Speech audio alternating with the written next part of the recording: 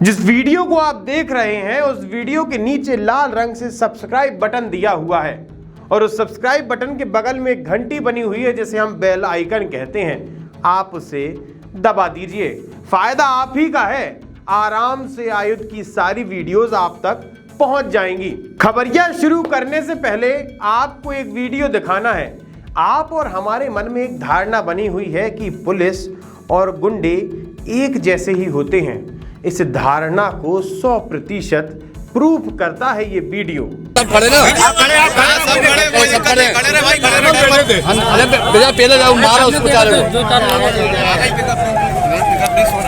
इस वीडियो में एक पुलिस वाला पूरी तरह से नशे में धुत कुछ कॉलेज स्टूडेंट्स को परेशान कर रहा था। ये वीडियो है राजधानी भोपाल के एमपी नगर क्षेत्र का, जहां पर कुछ कॉलेज स्टूडेंट्स साइड में सड़क के किनारे खड़े हुए थे, जहां पर ये पुलिस वाले भाई साहब आए जो कि फुल टल्ली थे, शराब के नशे में थे और आकर छात्रों की पिटाई करने लगे।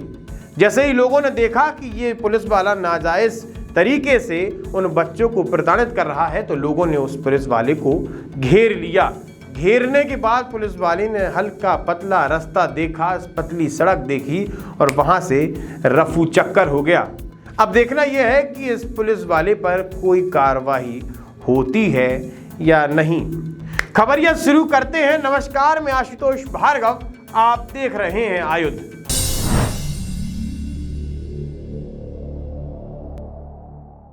आयुध की इस खास पेशकश खबरिया में आज हम आपको बताएंगे कि एमबीबीएस किए हुए डॉक्टर भी अब हिंदी में लिखेंगे अपने पर्चे। मध्य प्रदेश में स्वास्थ्य विभाग के स्वीपर भी अब बन रहे हैं डॉक्टर। और आखिर में हम आपको बताएंगे कि मध्य प्रदेश में कितने में बिके थे विधायक ने ही किया खुलासा। अब मध्य प्रदेश में जब आप डॉक्टर को अपनी नब्ज दिखाने जाएंगे तो डॉक्टर अपना पर्चा हिंदी भाषा में लिखेगा, क्योंकि मध्य प्रदेश देश का पहला राज्य है और राजधानी भोपाल का गांधी मेडिकल कॉलेज देश का पहला मेडिकल कॉलेज है जहां पर एमबीबीएस की पढ़ाई अब हिंदी में कराई जाएगी। लगभग 1 साल पहले एमबीबीएस के कोर्स को हिंदी में बदलने की या फिर एक हिंदी भाषा में भी एमबीबीएस कोर्स को शुरू करने का प्रस्ताव दिया गया था, जिसको स्वीकृति मिली और अब 16 अक्टूबर को केंद्रीय गृह मंत्री अमित शाह अपने भोपाल दौरे के दौरान एमबीबीएस की 3 हिंदी माध्यम की पुस्तकों का विमोचन करेंगे। मध्य प्रदेश के चिकित्सा शिक्षा मंत्री लगातार 1 वर्ष से इस विषय पर काम कर रहे हैं। नई शिक्षा नीति लागू होने के बाद लगातार ये विचार आ रहा था कि क्यों ना एमबीबीएस की पढ़ाई भी हिंदी भाषा में की जाए। कई बैठकें चली, उसके बाद कई विशेषज्ञों से निष्कर्ष निकल के आया कि एक पायलट प्रोजेक्ट के तौर पर एमबीबीएस की कुछ विषय की कुछ किताबें हिंदी में लॉन्च की जाएं। इसी के साथ विद्यार्थियों में भी खासा उत्साह नजर आ रहा है। अब उनको भी समझ में नहीं आ रहा कि हमारी पढ़ाई अब हिंदी में कैसे होगी, लेकिन जो भी हिंदी मीडियम के हिंदी माध्यम के विद्यार्थी हैं उनको ये एक बड़ा अवसर है, क्योंकि हमेशा हिंदी माध्यम के जो विद्यार्थी हैं उनको कहीं ना कहीं एमबीबीएस की पढ़ाई में दिक्कतें सामने आती थीं। अभी सिर्फ हिंदी भाषा में 3 पुस्तकों का विमोचन हो रहा है। अगर ये प्रयोग सफल रहा तो अगले साल तक और भी किताबें हिंदी भाषा में लॉन्च की जाएंगी। अगली खबर बड़ी दिल दहला देने वाली खबर है। जब आप इस खबर को देखेंगे तो आपके रोंगटे खड़े हो जाएंगे। मामला है मध्य प्रदेश के जबलपुर ग्रामीण का, जहां पर पनगरा एक गांव है। पनगरा में राधा नामक महिला जो कि 8 माह की गर्भवती थी, उसकी मौत हो जाती है। एक मान्यता है कि मां और बच्चे का अंतिम संस्कार एक चिता पर नहीं किया जाता। फिर क्या, फिर मृत शरीर का ऑपरेशन हुआ और महिला की बच्चेदानी में से शिशु को निकाला गया। शिशु को अलग दफनाया गया और महिला को जलाया गया। लेकिन उससे बड़ी बात यह है कि जो ऑपरेशन करने वाला था वो कोई डॉक्टर नहीं बल्कि चिकित्सा विभाग का स्वीपर था। जिसके बाद परिजनों ने प्रशासन से इस बात की शिकायत की कि महिला का ऑपरेशन खुले शमशान घाट में किया गया, साथ ही ऑपरेशन करने वाला कोई डॉक्टर नहीं बल्कि एक स्वीपर था। बिल्कुल ऐसा ही मामला दिल्ली से भी आया था, जहां पर दिल्ली की एक पार्षद की हत्या कर दी गई थी। हत्या के बाद उस पार्षद का पोस्टमार्टम होना था और पोस्टमार्टम करने वाला भी एक स्वीपर था।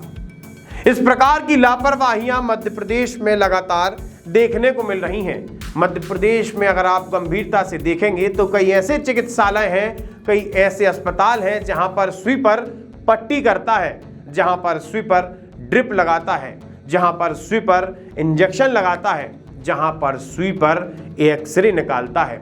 ये कोई छोटी बात नहीं है, ये मामला निंदनीय है।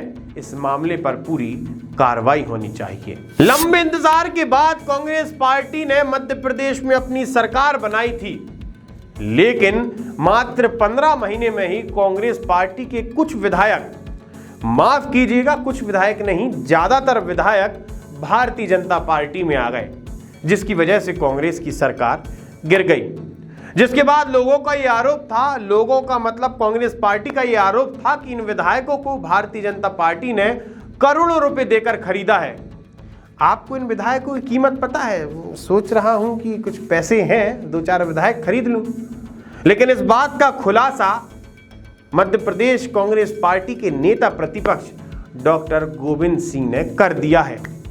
उनका कहना है कि विधायकों को 18-18 करोड़ रुपए मिले हैं, बाकी के पैसे ज्योतिरादित्य सिंधिया ने रख लिए हैं। जरा सुनिएगा ये बयान।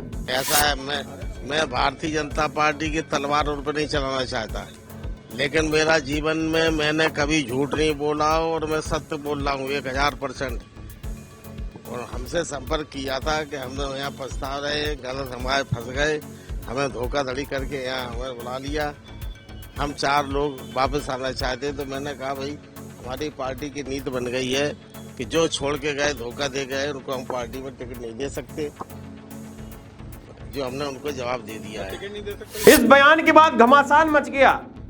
मीडिया से बात करते समय डॉक्टर गोविंद सिंह ने कहा कि मैं झूठ नहीं बोलता, कई सारे विधायक मेरे संपर्क में हैं और वो ये कह रहे हैं कि मुझे वापस अपनी कांग्रेस पार्टी में बुला लो, लेकिन हमने कह दिया साहब हम पैसे तो देते नहीं, हम सौदेबाजी करते नहीं हैं। जिसके बाद मध्य प्रदेश के चिकित्सा शिक्षा मंत्री विश्वास सारंग ने कहा है कि अगर डॉक्टर साहब इतने ईमानदार हैं, इतने सिद्धांतवादी हैं, इतना स्पष्ट बोलते हैं, तो उन विधायकों के नाम ही बता दीजिए।